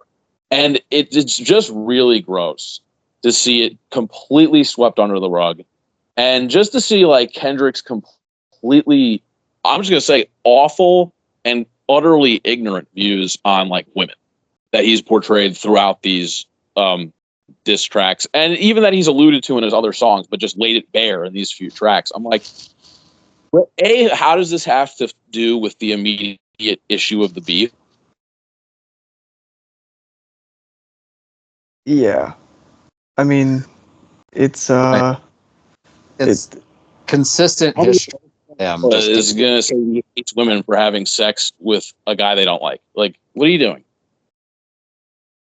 Yeah, it dates back to Section 80. It's something that he just seems unwilling to address. So, but who's accusing him? Yeah. That's the problem. That's maybe the most unreliable narrator in rap. So this is tough. Biden debating Trump is what we're getting. Yeah. Well, it's fitting that's an election year. We're getting one asshole accusing another asshole of being a pedophile. That's my problem with all this. It's honestly, I was talking to somebody, and this beef, honestly, in its own way, has a lot of overlap with like the beefs, whether it's performative or otherwise, that you see between like Republican politicians and Democrat politicians. Like the Republican politicians, generally speaking, like it's pretty much out in the open that they're all assholes. Like, you know what I mean? But there's a lot of asshole Democrats, and Drake in this example is like the Republican. He's like Donald Trump. Like we all know he's fucked up. He does terrible shit. He's a petty douche. Like we know that. Like we all know it. And it doesn't absolve him of any of it, but we at least were under. If anyone was under the illusion in 2024 that Drake was like this exemplary person, I don't know what they've been doing since like 2009. But we all know that he's not that guy. Kendrick's throwing, and Kendrick is like this sanctimonious liberal, where it's like he's throwing all these like, oh, you hypersexualized black woman, you're misogynist, you're this, you're that. But then it's like we look at Kendrick's dirty laundry. It's like, okay. So you allegedly hate your wife. You've been engaged to her for 9 years and haven't married her. You have cheated on her repeatedly by your own admission. You have absolutely abysmal sexual politics that would have been outdated like 50 fucking years ago. Like, and if you were just if you owned the fact that you weren't really that smart or weren't really that well versed with like sociology stuff, like, okay, those views suck, but at least I'm not trying to expect more out of you based on like what you've given us. But he has put himself on such a pedestal repeatedly for being this extremely, I hate the phrase, but it's extremely like woke person, and it's like no, you're not, and that's the thing that kills me. It's like, that double standard thing, it's like he like literally looked like rap game Hillary Clinton during this beef. Yeah. That's and really you could argue it's been that way for a couple of years. That way for a while. Yeah. I would say as far back as even To Pimp a Butterfly. That's when the crack started to show the facade of Kendrick Lamar. I mean, I would say that's a bit revisionist. I think we all loved To Pimp a Butterfly at the time, and I think that it's still kind of holds. We all love Butterfly, and musically it's great. But you started to see the flaws in Kendrick's character and his sense of like self-importance back then. I mean, yeah, Even if music, lyrically it does not hold up. I mean, obviously the Pac interview stuff, even at the time, like I think you need to cut Mortal Man off once the skit starts. Like that, I remember I was conflicted about you continuing to do that, but still. But on the other hand, he did get knowledge of Payday on that. Mortal Man is a fascinating song, man. That song almost deserves its own conversation, but that's a whole But thing. yeah, me Grams, goddamn, like that's just like I so much about that just is just infuriating and like but I talked about this with Caleb off the air. Christian, do you know the Alchemist currency tape Covert Coup? yeah. Does that sound like Smoke Break beat to you? I'd have to listen to that song again to be honest. That sounds like he reused the stoner fucking beat for that song, like the fucking stoner rap beat. Like, listen to that, do. Like that really sounds like he reused a fucking stoner, fucking. It wouldn't surprise me because a lot of people, and I don't know, maybe he did produce it, but a lot of people were saying it sounded like an Alchemist beat when it dropped. It is an Alchemist beat. Wow. Okay. It's credited as such, but yeah, no, it's credited, yeah. So I never checked the production credits, so I didn't know who did it. But the point is, he could have very well recycled the beat. Yeah, it's I'm pretty sure that drum break on the quote unquote hook part is from Smoke Break on Covert Coup, but yeah. Anyway, yeah, I think Meet the Grams can be summarized by effective, excellent, unpleasant, and recycled currency beats. Yeah, right, exactly. I guess waiting for the Currency and Wiz Khalifa remix of Meet the Grams any day now. That'll be on Grams GRAMS. Or AMS. Weed. Hey, that would be, you might have just given. Don't give people free ideas here, Pat. I need that. Instead of 2009, it'll be like 2019. Oh, well, the other album came out in 2019. Whatever. But anyway, I guess we get to Not Like Us, which Kendrick went back to back on Drake with this one. Mustard beat of 2015 or 2014, and I didn't care for the first 2/3 of it, and the last third was good. If you could just take the A minor part and what was the other part that was good? It was the A minor part. The OV ho. The OV ho part's the end part. So right. The one where he's like certified lover boy, certified pedophile. Certified pedophile. He had 2 good lines and 2 good verses, and the whole third verse. We could just synthesize that. That would be. I like when he does the like wop wop wop wop wop. I thought that was cool too. Yeah, I mean, he has a fun. The thing is, it's actually a fun song. Like the other ones aren't fun. This is the first one where he's having fun. That's nice. Yeah. It's the first moment of levity in the whole thing.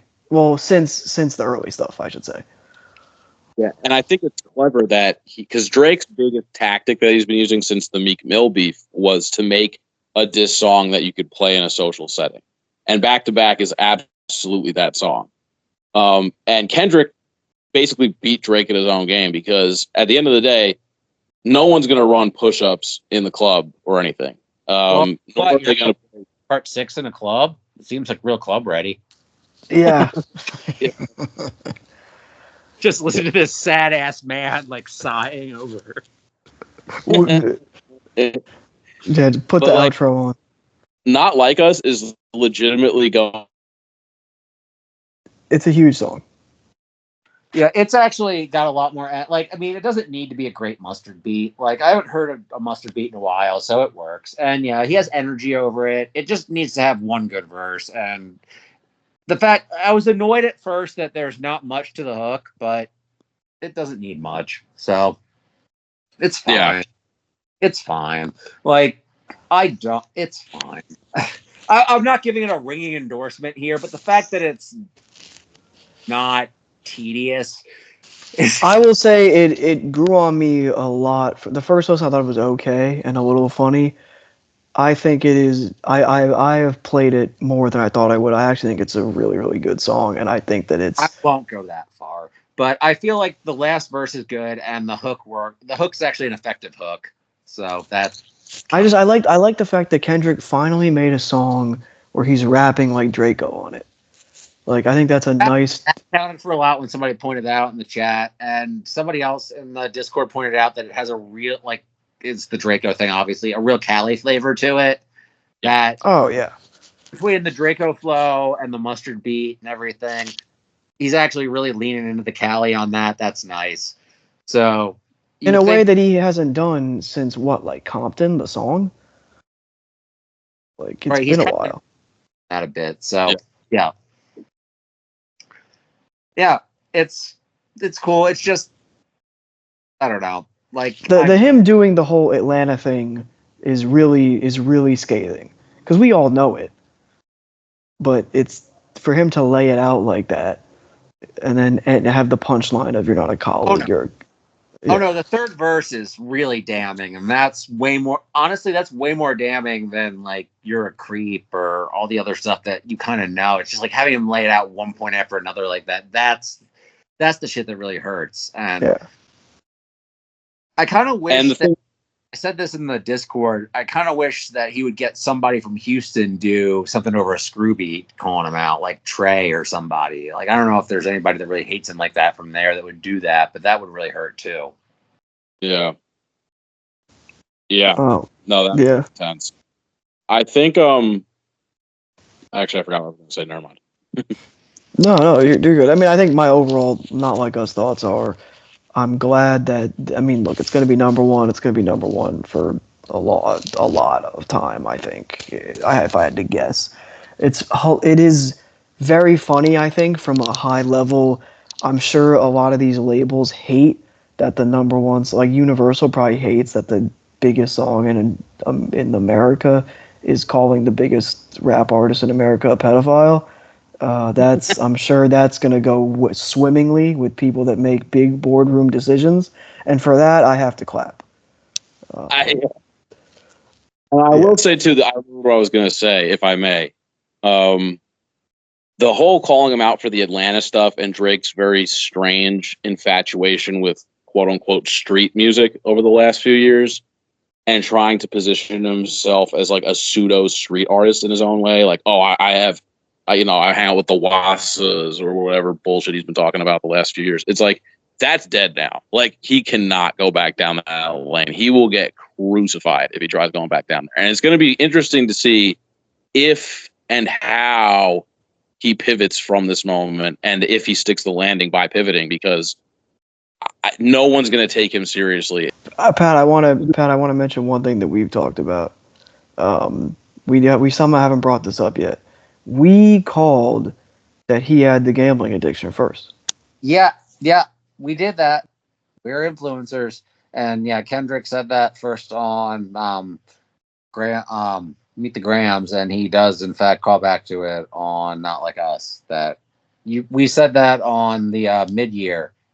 Yeah, like a couple years ago. Yeah, like it was. Yeah, when we were first talking about honestly, never mind that he was trying to cover, because you said that he was on the sportsbook apps, just making these wild ass bets. Yeah, he was posting about it socially too, like large figures. You're like, oh yeah, this is not going to end well for Drake. Well, maybe 21 helped him out, but yeah, he did something for him. I've been wondering about in this whole thing. There's this one line I wanted to go back to this when we were talking about Family Matters. Was like, Top did this for you. You're doing the songs for the whites. It's like he's Birdman or he's Baby and you're Wayne. Isn't that dissing Wayne? I don't think he intended it to go that way. I do think he was intending to diss Baby, or Birdman, whatever the hell we want to call him at this point. But it probably inadvertently ended up being a diss to Lil Wayne. But I think Drake has. I mean, again, it's all industry bullshit. I still think he has too much respect for Wayne to do that. Yeah, I don't know what their relationship's like at this point. So Wayne and Drake, I would say, and I don't know. Like, it feels like Wayne's been kind of silent on this whole thing. So And also, speaking of people who are close with sex traffickers, just saying. Yeah. It's all pretty bleak if you look at it long It's enough. all really bleak. Yeah. So, I'm sure there's a Billy Woods line that would sum all this up perfectly. That I there's always a Billy Woods line. always, as I've learned. So I guess any final Not Like Us thoughts, or we'll go to Heart Part 6. Speaking of bleak, At the end of it, I realized Kendrick won, but I realized I don't like either of these guys as people. Even though, like, I never was like, I never personally liked them because, like, I don't know them. But, like, even as just public personas, like, I'm just thoroughly disgusted in both of them at this point. It's a perfectly reasonable take, in my view. I agree. It's ugly. Let's say Kendrick had info, because allegedly there's talk that Not Like Us has been months in the making. And I'm like, okay, so you've known for quite some time. Bro. What's up? I said, why didn't you go to the authorities with this info months ago instead of waiting to make a single with DJ Mustard? Right, exactly. And, like, look, I'm not, like, obviously there are, you know, like, cops in general just suck. Like, I'm not, like, going to be like, oh, the authorities months ago, and the cops could have just been like, let's sit on our fat cop asses and eat mustard while you wait to go to, you know. It's like, that's bigger than rap beef at this point. And you can't, like, you can't just, like, he basically only exposed that because it benefited him career-wise to do so. And he's making money off of it, too, through streaming revenue. And it's like, dude, this is a sex trafficking ring, and you, the conscious messiah himself, didn't think to, like, oh, shit, I should probably try to do anything at all about this. Like, it's just, that really disappointed me a lot. I was like, are you kidding me, man? Like, it's just as bad that you knew about this for a lot of time and didn't do anything. It's not just as bad as Drake doing it, obviously, but it's bad. It's a legit blemish. It splashes cold water in the face of not the effectiveness of the songs, but the effectiveness of the approach. Yeah. I think. And it also to me has completely demolished Kendrick's whole conscious dude angle. At this point, he's like about as socially conscious as Dave Chappelle. Like, that's brutal. Periodic reminder to for the time where Woods and No Name are here, like, the bar's high. That's fair. I think that's fair. Holding a mirror up to any, like, boy, Billy Woods, the bar is about as high as it can be in that regard for sure. I don't know. I mean, what is there to talk about with the Heart Part 6? Like, genuinely, it's a nothing song. The only thing I can say about it, because it sucks as a song with or without the context here, and I mean, like, Drake did not feed Kendrick fake news here just to get him to call him a pedophile and make a humongously successful song out of it. Like, that, it just didn't happen. Like, obviously there's some truth to, at a minimum, Drake being a child groomer. That's basically a fact at this point. Like, that's something Drake does. He grooms children. Hold on. The only thing the Heart Part 6 does that's effective is that it shines a mirror on how effective our celebrity culture is at stan bases fighting each other. Mm-hmm. And it basically signed the end of this. Yeah, it went out with a whimper. Drake had to release something in a quick period of time to save face because of the speed that the songs had been coming out, which is an unprecedented thing, as we kind of alluded to very early on in this episode. Neff puts out tapes at the speed that Drake was supposed to be putting out songs. I'm not impressed. I meant for the back and forth. Also, a lot of those. Put out a song that also, was it's songs. It's 2024. A lot of those Neff tapes. But anyway, we're gonna keep it moving. Still better than most of these. Well, that okay, different conversation. Enough tapes. I'm not gonna lie, I haven't listened to those enough tapes. So. Different conversation. Neff had a good year last year. I can't speak to this year. Yeah, I can't speak to 2024. Yeah. But the one Neff song, though, we can close on the net. Well, Christian hasn't heard it, but there was one Neff song relating to this. Yes. Over BBO Drizzy, which was a highlight of this whole thing. Right. Metro 1. Ultimately, Metro 1. As anyone would expect. But bizarrely enough, given the amount of dirty laundry that has come out between Kendrick and Drake, and how while Drake is literally his career's hanging in the balance right now, like Kendrick looks like a total douchebag too for his own reasons. Somehow, miraculously, J. Cole came out of this probably the most intact out of the three. That's saying a lot. He was on the bottom after the song. He put the song out and then deleted it. He is now probably like 4th place, which is unbelievable. Yeah, he had nowhere to go but down. So he couldn't go any further. I mean, his fans were going to stick with him no matter what. That's true. You're the dingleberry. You can only just go in the toilet. Yeah. There's a punchline, by the way. There's a revisionist history that is going to happen down the road about this. That's going to make J. Cole come out smelling like roses. I think. I mean, yeah, no. I mean, I'm sure there will, and he's already writing it in his next album. Fucking. Yeah. Who cares? Fucking. Oh no, we're back to should have got J. Cole. Oh yeah, because we somehow skipped over that he had the thing on the Future album. No, I can't even talk about his verse on the fucking Future album. No, it's not. It deadens an otherwise great song. That's all that needs to be said. Usual with Cole features sans. Yeah, it's at tough. least he didn't do that thing where he makes his voice sound extra gravelly, like Young Jeezy gargled like a pound of sand, and then he's super serious.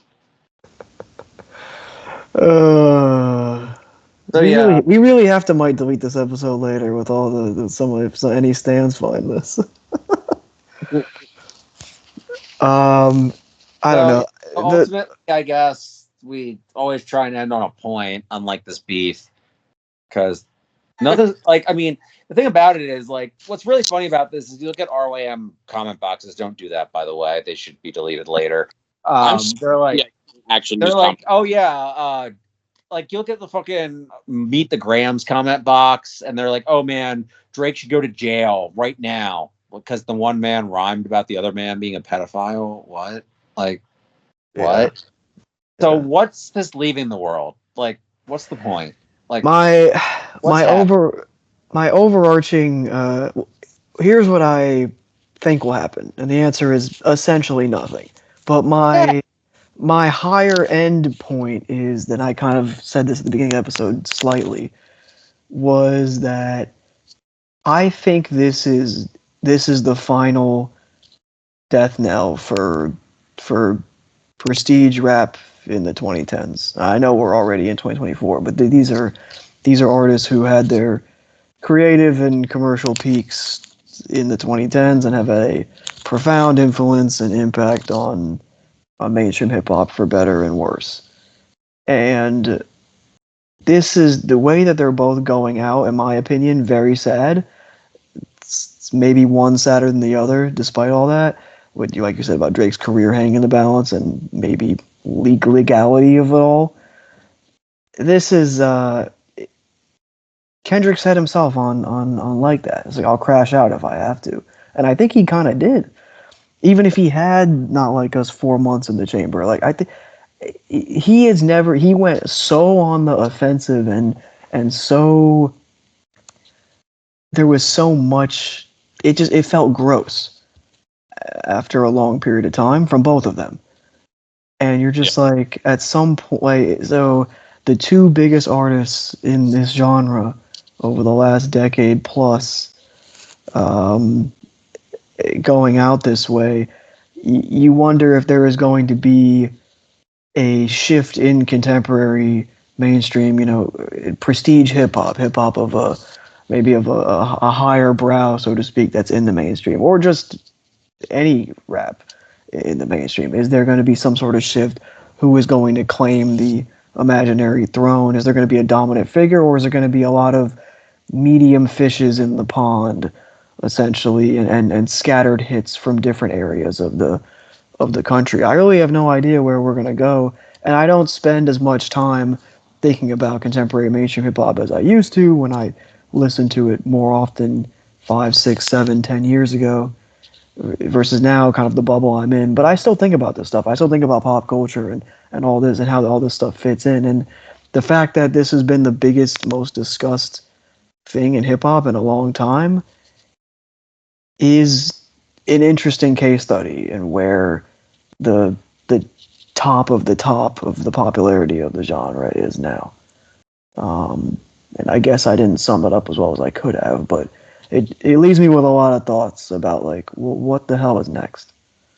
I'm honestly hoping that what's to come is, like, we just kind of get away from the whole celebrity aspect of hip hop.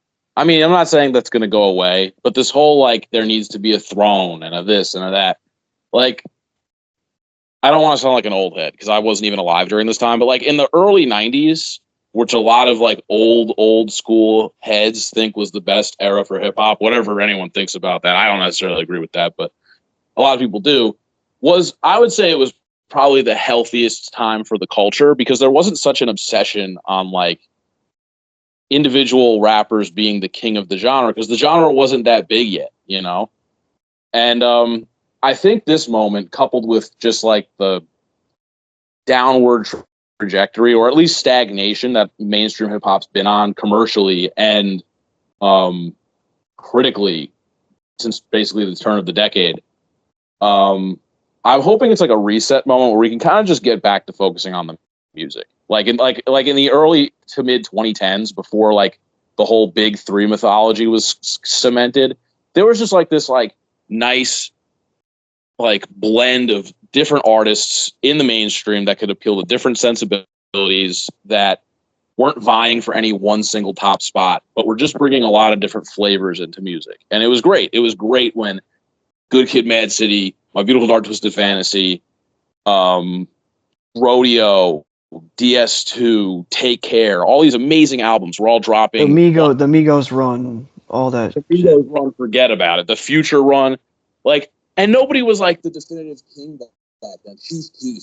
I mean, let's, you know, the shouts out Almighty Sosa and Almighty So too is incredible. But, like, no one was, like, trying to be, like, the established king back then. It was just about the music. Who could make the dopest stuff? Who could make the most refreshing resurgence in hip hop music? And I really hope it gets back to something like that, because honestly, it turning into this, like, hyper competitive, ultra commercialized thing, it's not the sense that the music got too bad. The music's okay. It's not, you know, I think Kendrick and Drake are past their primes, but they're not bad or anything. I mean, at least Kendrick's not. But it's like, it's just kind of going through the motions at this point, and it's pretty unexciting. And it would be nice to just see people stop trying to focus on hitting stream records or dissing people on some petty shit at that. And just focusing more on, let's make the most creative hip hop I can possibly make. And just, or even just simply the best hip hop I can possibly make, even if it's more traditional or kind of a similar thing that they've done in the past, but just at a very high level. It would be better if we could focus on that instead of, like, who's number one, who's bigger, who's being played in X venue or Y venue, who does the streets fuck with more. It's like, it's gotten so superficial at this point.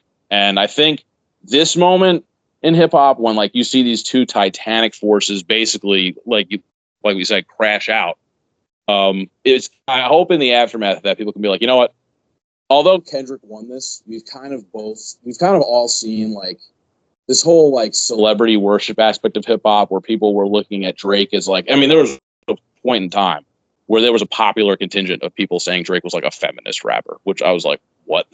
But, like, between that and, like, between Kendrick being, like, you know, pretending that he's the Nelson Mandela of his generation, like, we gotta, like, get away from that and just stick to the music. Like, how does the music sound when it hits your ears? And that, in this reset moment, when those two celebrity figures have been like exposed as kind of frauds in their own ways, to varying magnitudes. I mean, Drake is in shambles right now, where Kendrick's just taken a couple of harsh blows. But I hope the takeaway that people come away with, and I doubt they will, and not through any fault of their own, but through like media and shit, I just hope it becomes more like, okay, let's just get away from the whole stupid social media beef shit and focus more on the music. I think that's the only way you'll keep mainstream hip hop interesting and healthy going forward, is if we get away from that gossipy social media antics stuff and focus more on the music as like the main thing that drives people's interest for mainstream artists. No, I think that's very well said. Right. Very well put. More music, less bullshit. Eyes on the prize. All right, he's Christian, he's Caleb, I'm Patrick, and I think next time you listen to us, we'll have some music for you guys to keep your eyes on. And we are living off borrowed time. Our intro music is Yoon Classic, Billy Woods' Borrowed Time instrumental, and our outro music, as always, is Can't Kick Stagnated Pace. We are living off borrowed time, and we'll see you next time. Peace out. It ain't gonna never stop. It ain't gonna never stop. It ain't gonna never stop. It ain't gonna never stop. It ain't gonna never stop. It ain't gonna never stop. It ain't gonna never stop.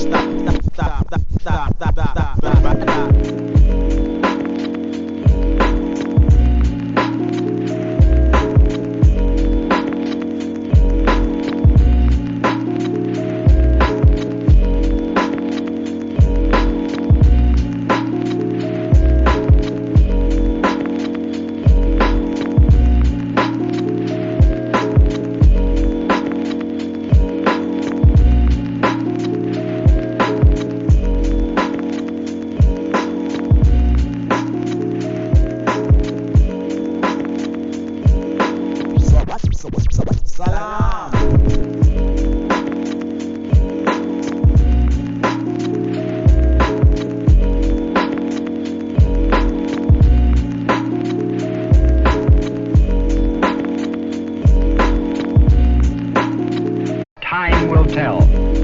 Time is yet to be conquered by man. But when the time is right, perhaps the greatest revelation of all time will dawn upon us.